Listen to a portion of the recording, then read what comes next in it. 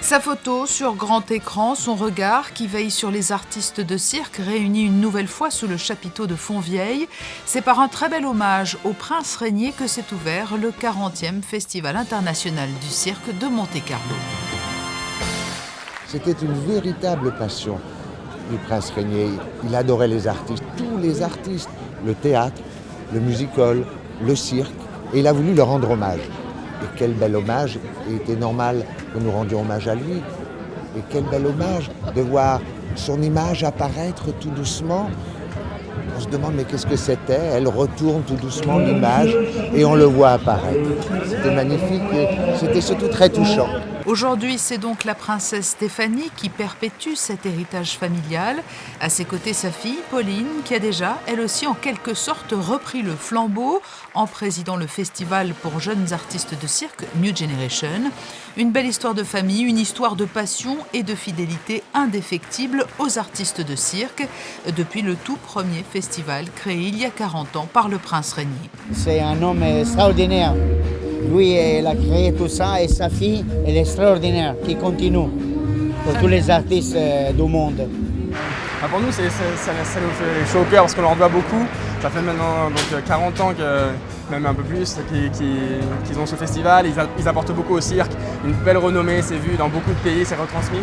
Et du coup, pour nous, c'est un honneur de faire partie de ce show. En plus, le best-of. C'est un plaisir, on les remerciera jamais assez. La principauté est vraiment très impliquée et passionnée par ce qu'on fait.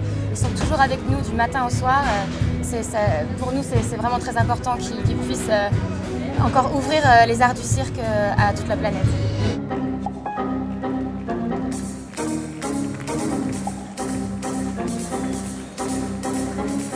Et pour cette édition inédite sans compétition, mais rassemblant les lauréats des clowns d'or, d'argent ou de bronze des éditions passées, le spectacle est de très haut niveau et l'émulation entre artistes toujours bien réelle. Je pense que c'est vraiment très important ce qui se passe sur ce festival, parce que cela permet au public de voir combien le cirque est un art immense. Et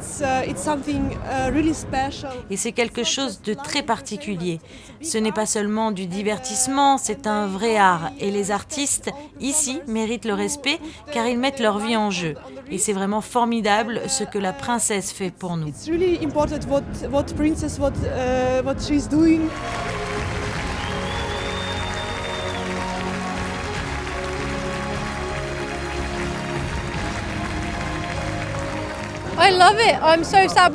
J'adore ça, c'est dommage qu'il n'y en ait pas plus en Angleterre. J'aimerais en voir plus souvent, voir les éléphants un peu plus.